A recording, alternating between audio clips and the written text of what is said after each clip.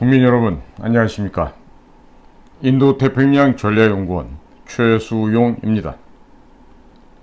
오늘도 저희 방송을 애청하시는 국내외 대한민국 모든 국민 여러분들 안녕하셨습니까? 오늘 제가 전달해 드릴 이야기는요, 대한민국의 방위산업의 수출 역량이 전세계 점유율을 50% 이상을 차지하게 될 것이다. 즉 미국의 역량과 미국의 수준을 우리가 추월한다. 이런 이야기를 좀 전달해 드리고자 합니다. 서방의 통신사들 가운데 많은 통신사가 있는데 그 가운데 로이터 통신이 있습니다. 지난 6월 4일 로이터 통신에서는 한국 세계 최대의 무기 수출국을 노린다.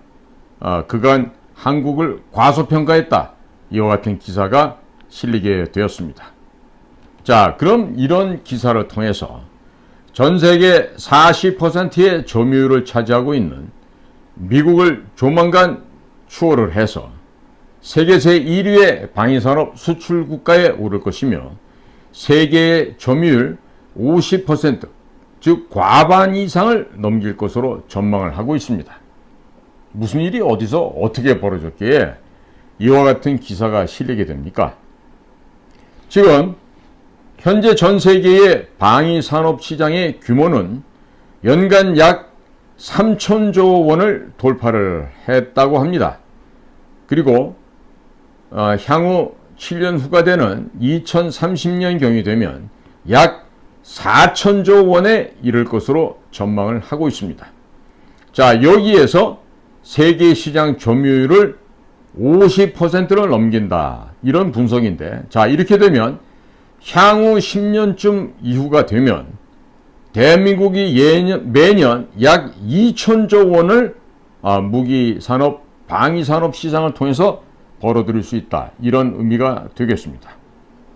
자, 따라서 오늘은 대한민국의 방위산업의 성장 배경에 대해서도 잘 파악하고 이해할 수 있는 책자 두 권을 소개를 드리고, 또 로이터 통신의 이러한 기사가 과연 합리적인 기사인가, 타당성이 있는 기사인지를 검토해 드리도록 하겠습니다.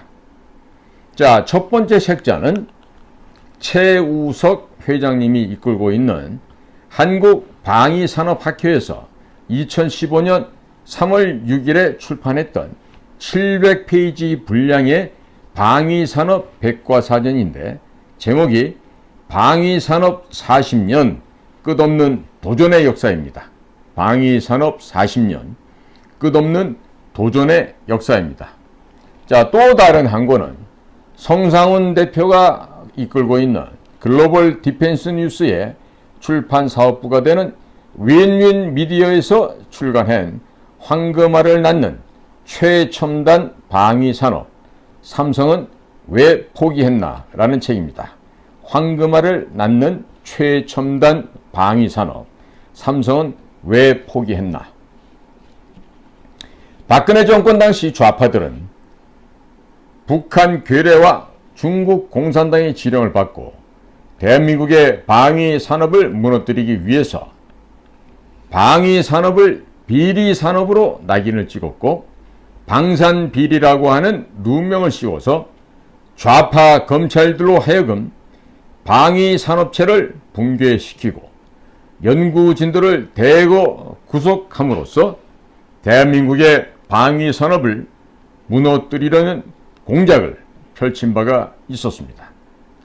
그 당시 전술한 이 두 권의 책자가 검찰, 경찰, 언론사, 국회, 국민들에게 배포가 되면서 방위산업이 비리산업이 아니라 국가 신성장 동력 산업이라는 인식이 생겨나게 되었고, 방산비리 검찰 수사의 기조가 역시 바뀌게 되었습니다.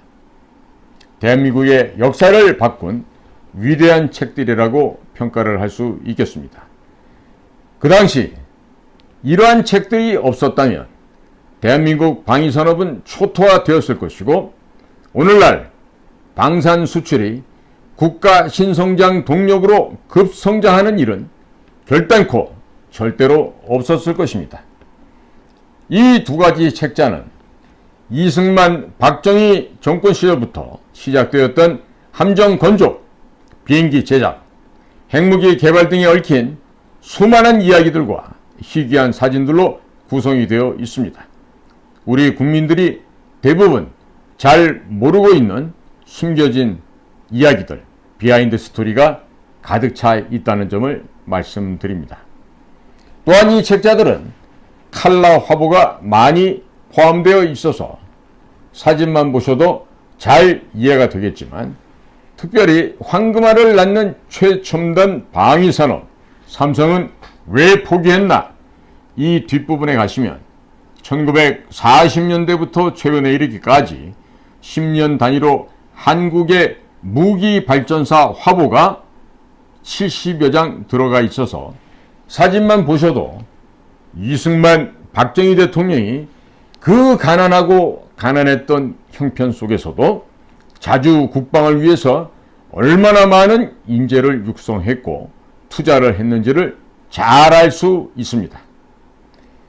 만일에 방위산업이 비리산업이라면 로이터 통신에서 대한민국이 조만간에 미국을 제치고 세계 방산 수출 제1위 국가에 등극할 것이라는 놀라운 기사를 결코 쓸 수가 없었을 것입니다.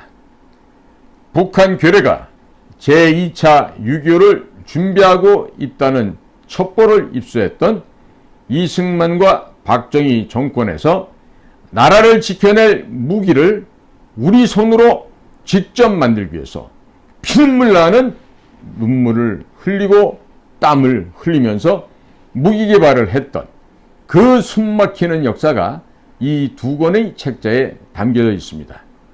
자, 이 방송을 보시는 분들께서는 이 책자들을 꼭 한 권씩 구매를 하셔서 집에 보관해 두시고 자주 읽어보시기 바랍니다.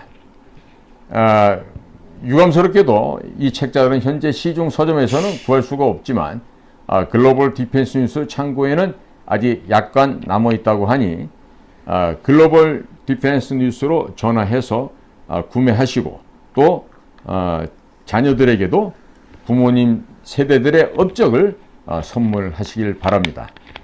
글로벌 디펜스 뉴스 전화번호가 010-6382-0325입니다. 010-6382-0325번입니다.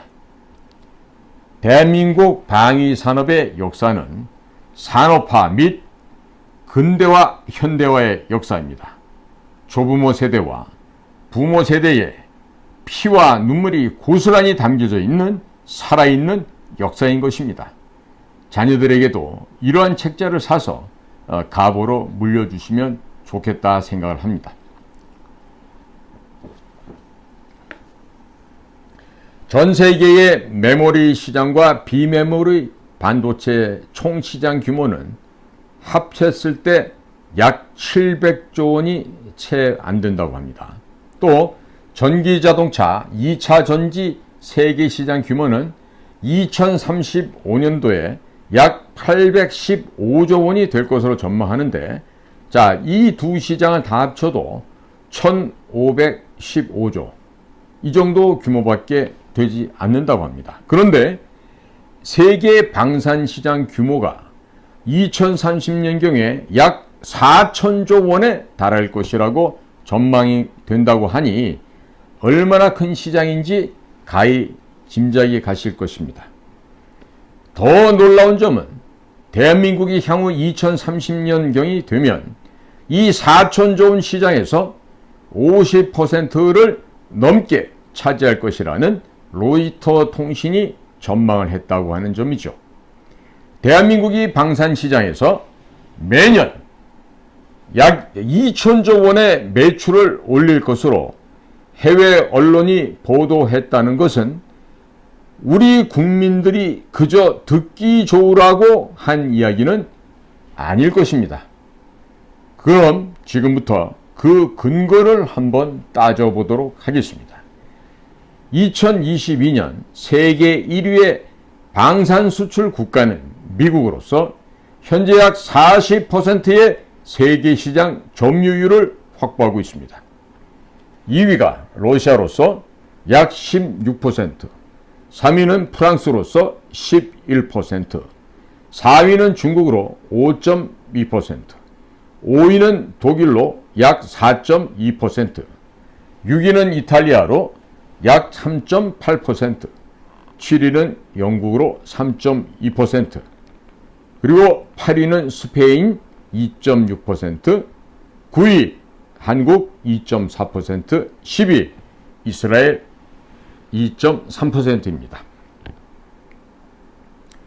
러시아는 우크라이나와의 전쟁에 따라서 금수 조치를 받게 되었고 첨단 반도체와 같은 부품 수급이 어려워져서 더 이상 고성능 무기를 생산하기가 매우 어렵게 되었습니다. 또 러시아 무기를 구매할 경우에 미국의 제재를 받기 때문에 과거 러시아제 무기를 구매했었던 중동, 아프리카, 아시아 국가들이 기술 이전을 잘해주는 한국산 무기로 점차 바뀌어가고 있습니다. 지금 현재도 러시아산 무기를 구매했었던 나라들에게 부품 공급이 되지가 않아서 가동률이 떨어지고 있다고 하며 러시아 전쟁 여파로 상당 기간 자국의 수요 충족도 벅찰 것으로 전망되는 상황입니다. 몇 년 동안 향후 러시아의 무기 수출은 거의 0%까지 떨어지게 될 것으로 전망이 되고 있습니다. 현재 그 시장을 한국산 무기들이 파고들고 있는데 기술 이전, 공장 건설, 기술자 교육 등을 시켜주고 있고 한국군이 작전 교리 및 군사력 건설 노하우도 알려주고 있으니 한번 한국과 거래를 튼 나라들은 다시 러시아산 무기를 구매할 가능성은 거의 없다라고 전망을 하고 있습니다.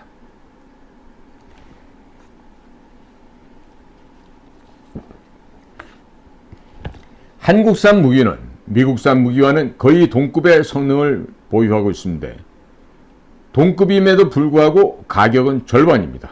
그러니 한국산 무기를 사게 되면 한국 기업들이 대거 투자도 해주고 또 한국산 무기를 다룰 수 있는 그런 고급 기술, 노하우, 경험도 전수를 해줍니다. 자, 그런데 이러한 한국산 무기를 안 산다면 그 국가는 바로 바보 국가가 되겠죠. 자, 이런 소문이 퍼지자 기존의 러시아산 무기를 구매했었던 대부분의 나라들이 전부 한국산 무기를 사겠다고 접촉을 하고 있습니다. 러시아가 점유했던 16%의 세계 무기 시장의 점유를 우리 기업들이 대부분 흡수하게 될 것으로 전망이 됩니다. 중국은 무기를 수출하면 수출할수록 반중 국가가 늘어나고 있는 특이한 무기 수출 구조를 갖고 있습니다. 중국산 무기를 구매했었던 태국, 말레이시아 등은 한국산 무기 구매로 돌아서고 있습니다. 중국산 전투기들은 미사일 발사가 안 되거나 또 중국산 함선들은 함정에 물이 질질 샌다고 소문이 다 퍼져 있어서 아무도 어느 국가도 안 사려고 한다 합니다. 유럽은 러시아 우크라이나 전쟁의 후과로 에너지 가격과 전기요금이 평소 대비 10배 이상 인상이 되어서 프랑스에서는 빵 가게가 전기 오븐을 돌릴 수가 없어서 문을 닫을 정도로 산업 전반이 무너져 내렸습니다. 산업이 모두 무너져 내렸기에 자국을 지킬 만한 무기 생산 역시 그 능력이 거의 완전히 거세되었다고 하겠습니다. 앞으로 유럽산 무기를 구매할 나라들도 거의 없어질 것입니다. 유럽, 러시아, 중국의 시장 점유율을 국내 기업들이 대거 흡수하게 된다면 5년 안에 전 세계 무기 시장에서 최소 30%까지는 올라갈 수 있게 될 것이며 미국에 이어서 2위가 될 것입니다. 1위인 미국은 1991년 소련이 무너지고 나서 약 30여 년간 군비 축소를 해왔었습니다. 최근 우크라이나, 러시아 간 전쟁에서 탄약 미사일 등을 보내고, 이 탄약 미사일을 미국산을 다 보내고 나니 재고가 이제는 없어졌습니다. 자, 생산을 하려고 보니 생산 라인이 모두 철거되어서 포탄, 탄약, 미사일 등 생산 시설을 재설치하는 데만도 최소 몇 년이 걸리고, 비워진 무기 창고를 다 채우는 데 있어서는 최소 10년 이상이 걸린다고 합니다. 향후 최소 10년간 미국은 각종 탄약 및 재래식 미사일을 수출하기가 어렵게 되었습니다. 이러한 세계 무기 시장을 대한민국이 모두 흡수하게 될 것입니다. 그리고 미국에서 전차, 장갑차 등의 생산 라인이 모두 폐쇄가 되었고, 차기 보병 전투 차량 개념 설계를 대한민국의 한국화약에서 하고 있습니다. 미군이 K9을 미국으로 가져가서 시험을 하고 있는 상황이니 이 어찌된 상황이라 하겠습니까? 미 공군 및 해군 훈련기 역시 한국산 FA-50을 최소 500대에서 1000대가량을 구매할 것으로 전문가들은 전망하고 있습니다. F-35 스텔스기가 너무 잔고장이 많고 유지, 보수 비용이 비싸서 한국산 KF-21이 출시가 되면 이것을 수입해서 사용하는 것이 어떨지 검토하고 있다는 이야기도 흘러나오고 있습니다. F-16의 경우 지금 주문하게 되면 납품까지 최소 10년이 걸린다고 합니다. 그러하니 게다가 주력 기종이라고 하는 F-35는 잔고장이 너무 많고 유지 비용이 폭증해서 가동률이 떨어지기 때문에 조기 퇴역한다는 이야기가 현재 흘러나오고 있습니다. 자, 그러니 2024년부터 KF-21이 출시가 되면 미국과 유럽 전투기 업체들은 초토화될 것이고, 그 시장을 국산 전투기들이 석권할 것으로 전망이 됩니다. 미국은 현재 제6세대 전투기를 개발하고 있는데 그 기술 유출을 우려해서 수출이 금지되고 있습니다. 미국은 1000억 원대 미만의 전투기를 수출할 수가 없게 될 것으로 전망이 됩니다. 신형 F-16도 1000억 원이 훌쩍 넘어가는 매우 비싼 가격입니다. 현재 미국은 더 이상 중저가 전투기를 수출할 만한 마땅한 모델이 없는 상태이기도 하죠. 자, 유럽은 전기요금이 10배 이상 인상이 되어 빵도 못 만드는데 6세대 전투기를 만들겠다고 하니까 그냥 웃음만 나올 따름입니다. 따라서 KF-21이 출시되는 2024년 이후부터 유럽과 미국의 전투기 업체들은 수출 물량이 급격하게 감소될 것이며, 현재 주문받은 물량을 모두 납품을 하고 나면 수출이 불가능하게 될 것입니다. 2030년 이후부터는 전투기 신규 물량 수출이 가능할 수 있는 국가는 대한민국과 러시아 두 나라만 남게 될 것으로 전망이 됩니다. 그러나 러시아 또한 상당 부분의 시장을 대한민국에게 내어주어야만 할 것입니다. 겨우 중국과 아프리카 국가 정도의 수출이 가능할 것으로 예상되고 있습니다. 미 해군도 그들의 함정을 역시 한국 조선소에서 대량 건조하려고 하는 준비를 하고 있으니 미군이 한국산 무기로 중무장하는 상황이 조만간 도래할 것으로 예상이 됩니다. 이미 이번 러시아 우크라이나 전쟁을 통해서 미국이 중저가 무기 생산 능력이 잃어버렸다는 사실이 노정이 되었습니다. 주문을 하면 언제 올지 소식이 없는 반면에 대한민국의 첨단 무기 대량 생산 조기 납품 능력이 날이 갈수록 전 세계에서 빛을 발하고 있습니다. 미국이 만드는 무기를 한국이 다 만드는데 비싸고 부품 공급 및 AS가 잘 안 되는 미제 무기를 사는 것보다는 기술 이전도 해주고 공장까지 지어주며 이런 한국산 무기를 사는 것이 현명한 선택이라는 것이 만천하 이 지구상에 공개되었습니다.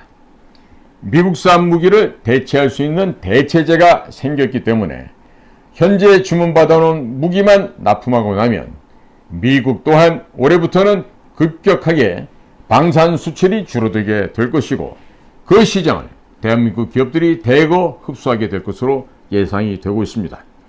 기존의 러시아, 중국, EU 시장 30%에 미국 시장 20%를 더하면 10년 안에 세계 방산시장 점유율 50% 돌파는 그렇게 불가능한 목표가 아니라는 생각이 들게 됩니다.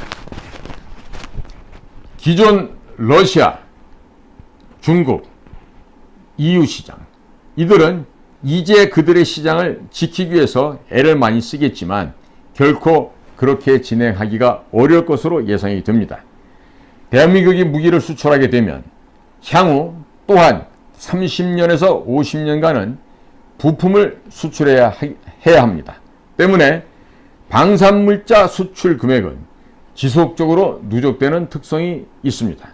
10년 안에 한국이 방산물자 수출로 연간 2천조 원을 벌어들이는 이러한 사실이 꿈이 아닌 전혀 불가능한 일이 아니라는 점을 강조해 두고자 합니다. 당장의 80조 원짜리 캐나다 잠수함 사업 역시 한국 업체 이외에는 경쟁 상대가 없는 상태입니다. 일본은 그냥 들러리로 끼워 넣었다고 합니다.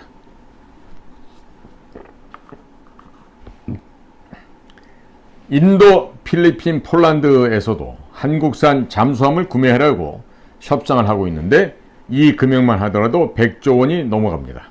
잠수함 한 분야에서도 100조 원 수출이 가능하다는 것이 과연 믿겨지십니까? 앞으로는 서방 세계에 퍼져있는 전투기 약 6천여 대를 교체해야만 합니다. 그 시장을 한국 업체가 싹쓸이하게 될 것입니다. 대당 1,000억 원만 잡더라도 전투기 한 분야에서만 600조 원의 시장이 우리를 기다리고 있는 것입니다. 부품 공급까지 감안을 해본다면 매년 천문학적인 돈이 우리를 기다리고 있는 것입니다. 사우디아라비아 한 나라에서의 무기 교체 수요가 약 200조 원 정도로 추산되고 있습니다.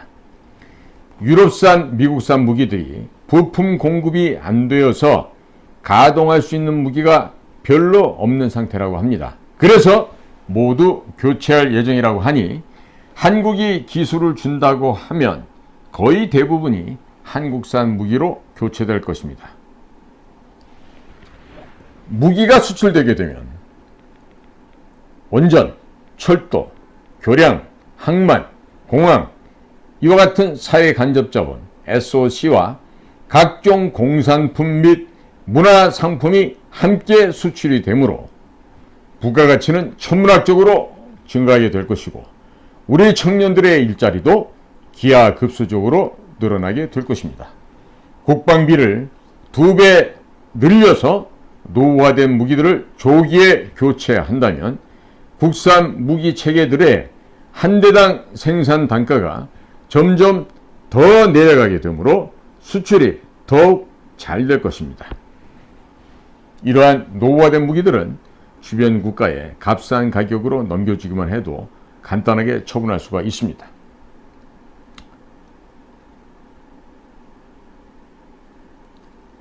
그리고 국방비를 2배 이상 늘려서 이 노후화된 무기들을 조기에 교체하고 이런 국산 무기 체계를 한 대당 생산 단가가 점점 더 내려가게 조치를 하면 대외 시장, 방위산업 시장의 수출은 더욱더 잘 될 것으로 전망이 됩니다.